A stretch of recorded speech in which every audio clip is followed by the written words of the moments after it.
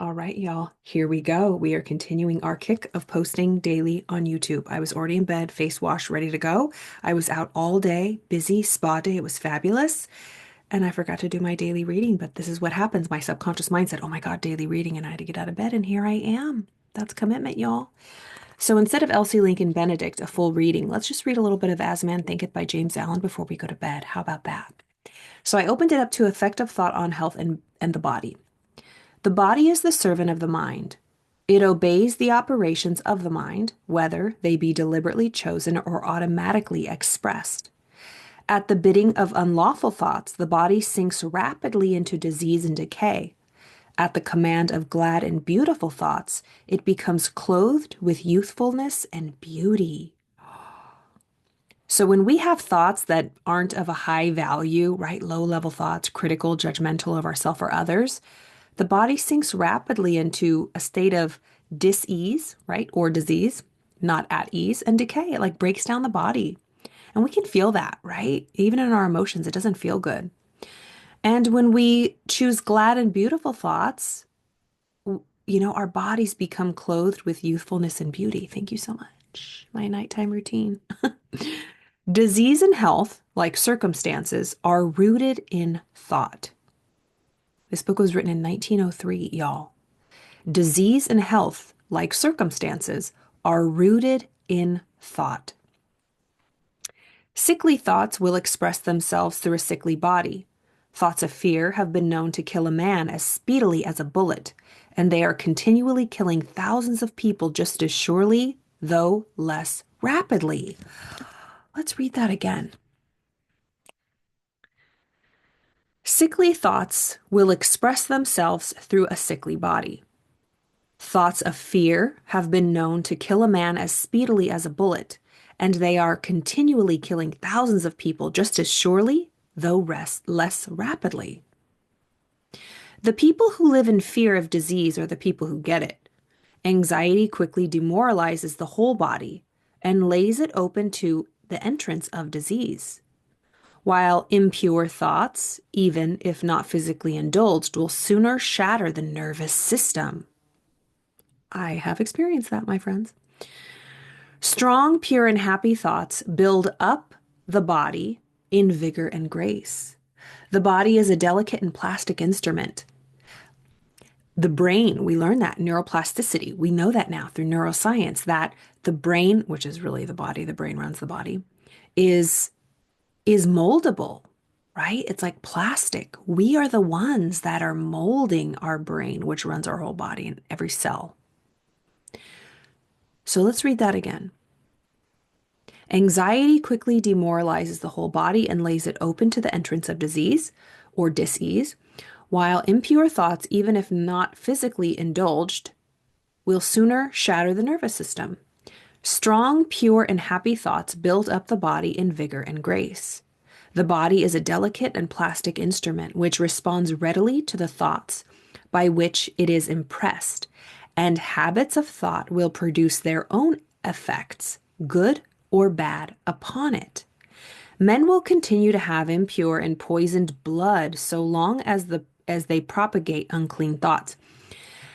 That I need to look up what study it was, but you know how anger and upset, like it makes your blood acidic, like it poisons the blood. And there's, when they talk about how different parts of the body take on different like psychological ailments, like grief and sadness and anger attack the chest, and guilt and responsibility attack the kidney or the liver or something. There's stuff to this which is really powerful. But look what he's saying. Men will continue to have impure and poisoned blood so long as they propagate unclean thoughts. Out of a clean heart comes a clean life and a clean body. Out of a defiled mind proceeds a defiled life and a corrupt body. Thought is the fount of action, life, and manifestation. Remember, this was written in 1903. I love this book so much. If you have not read this book, you can get it, free audiobook on YouTube, right? YouTube University, free 99. But even if you have like an iPhone on iBooks, you can download the PDF for free to have it with you always. If you're like waiting in line at the bank, at the DMV, just like open it up and start reading it. It's so powerful. So you can get this for free anywhere, really, either in the audio version or the actual PDF. It's a short read. It's so powerful. So men will continue to have impure thoughts, poison blood. Okay, out of a clean heart comes a clean life and a clean body. Out of a defiled mind proceeds a defiled life and a corrupt body. Thought is the fount of action, life, and manifestation. Make the fountain pure, and it will be pure. Change of diet will not help a man who will not change his thoughts. Change of diet will not help a man who will not change his thoughts. I had a teacher one time, she cracked me up. She was a ball buster, as they say. And she talked about, she called people out. She was a little ornery, she was a little spicy. And she used to say, people who, I don't know if she was directly talking about just like health conscious people, let's just say, maybe in metropolitan areas like Los Angeles. I don't know what she was talking about, but she was just saying like these health conscious people who drink green juice and they eat clean and but they judge everybody else and they're always angry about something. Their body breaks down and they end up getting sick and they're like, "Well, why? I don't understand. I eat healthy and I drink green juice." But like your mental diet is full of hate, judgment, and criticism and anger. So it does, she said, at the end of the day, if your thoughts are pure and you are connected and you keep your inner world clean, like he's saying, you can eat cat food and it wouldn't matter. I mean, think about it. Think about third world countries, places where they do not have nutritious, healthy meals all the time, but they're alive and kicking. But and there's people here who eat absolute garbage and they're healthy as a horse. So again, it doesn't matter. Your physical diet does not matter if your mental diet is garbage. If your mental diet is filled with anger, rage, hate, criticism, and judgment, it's going to affect your body no matter how healthy you eat.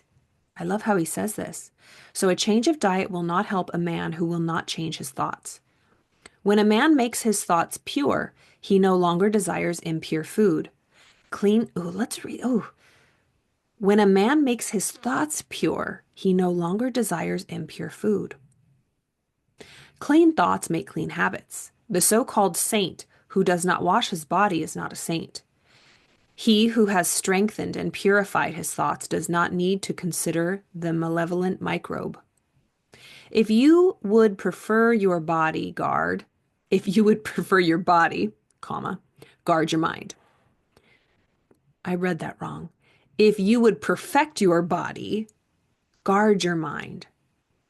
I just want to read that again. Okay. Clean thoughts make clean habits. The so-called saint who does not wash his body is not a saint. He who has strengthened and purified his thoughts does not need to consider the malevolent microbe. If you would perfect your body, guard your mind. If you would renew your body, beautify your mind. Thoughts of malice, envy, disappointment, despondency rob the body of its health and grace. A sour face does not come by chance. It is made by sour thoughts.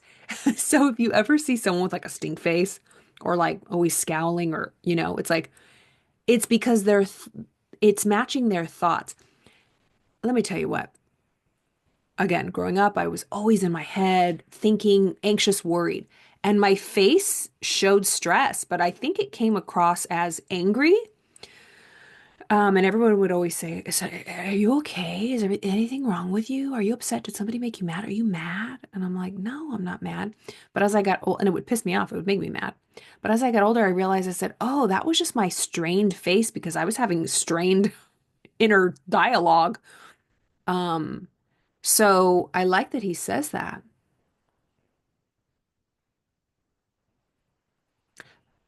A sour face does not come by chance. It is made by sour thoughts. Wrinkles that mar are drawn by folly, passion, and pride. I know a woman of 96 who has a bright, innocent face of a girl. I know a man well under middle age whose face is drawn into inharmonious contours. The one is the result of a sweet and sunny disposition. The other out, the other is outcome of passion and discontent. As you cannot have a sweet and wholesome abode unless you admit the air and sun, admit the air and sunshine freely into your rooms, so a strong body and a bright, happy, or serene countenance can only result from the free admittance into the mind of thoughts of joy and goodwill and serenity. So let's go over that again. As you cannot have a sweet and wholesome abode, so your house can't be sweet and wholesome unless you admit fresh air and sunshine to freely roam through your rooms. So a strong body and a bright and happy or serene countenance can only result if you open up your mind to thoughts of joy and goodwill and serenity. On the faces of the aged, there are wrinkles made by sympathy, others by strong and pure thought, and others carved by passion. Who cannot distinguish them? Who cannot distinguish them? With those who have lived righteously, age is calm, peaceful, and softly mellowed, like a setting sun. I have recently seen a philosopher on his deathbed. He was not old except in years. He died as sweetly and peacefully as he had lived.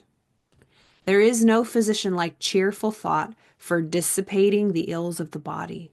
There is no comforter to compare with good will for dispersing the shadows of grief and sorrow. To live continually in thoughts of ill will, cynicism, suspicion, and envy is to be confined to a self-made prison hole. That is the truth.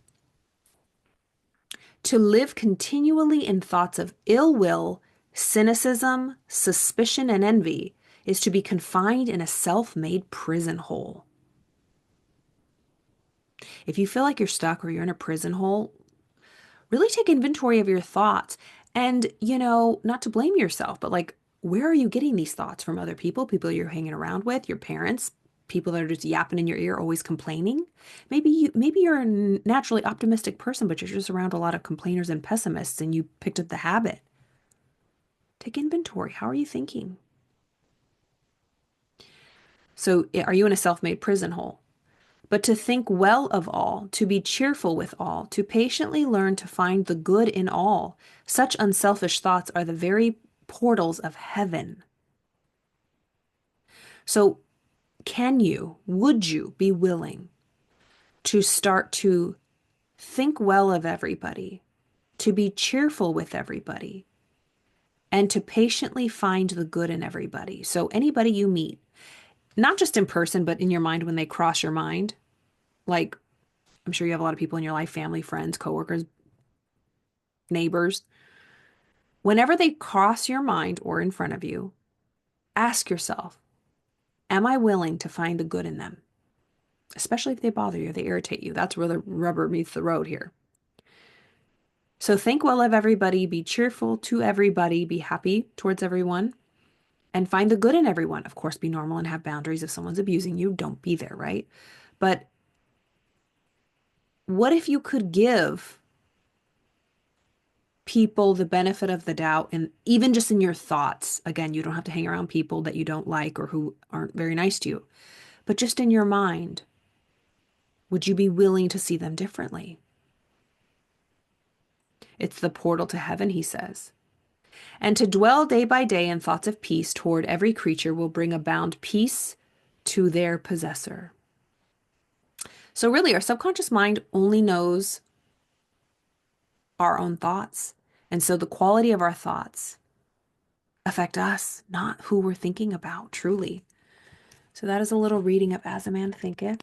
I have my other book somewhere, but where did I get this? I think Dawn Green gave this to me.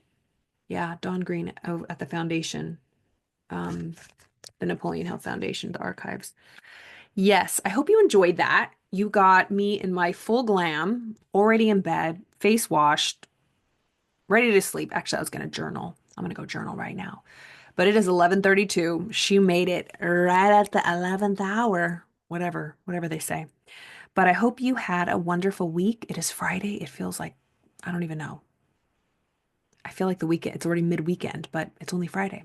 But I had such a good day. The weather's so nice. Oh, it's going to be great. I want to get outdoors as much as I can. But I went to a spa. I got the best massage.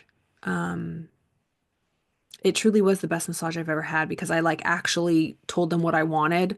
I usually just got like the Thai Swedish because that's what I thought like was good. And I was always like not in pain, but it wasn't relaxing and it wasn't, I didn't enjoy it. You know, of course my body felt good after or whatever, but like, did it? Did it really?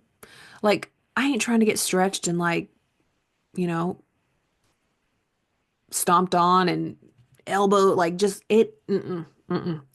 I had the best, most relaxing massage today. It was just so great, and I'm really relaxed, so I need to go to bed. Anywho, we will be here again tomorrow. I'll pick up on Elsie Lincoln Benedict per usual. Thank you so much for all of your support. Um, and I am just here authentically. This is what I committed to, y'all. No editing, no nothing. So I'll see you tomorrow. Have a wonderful evening and a good weekend.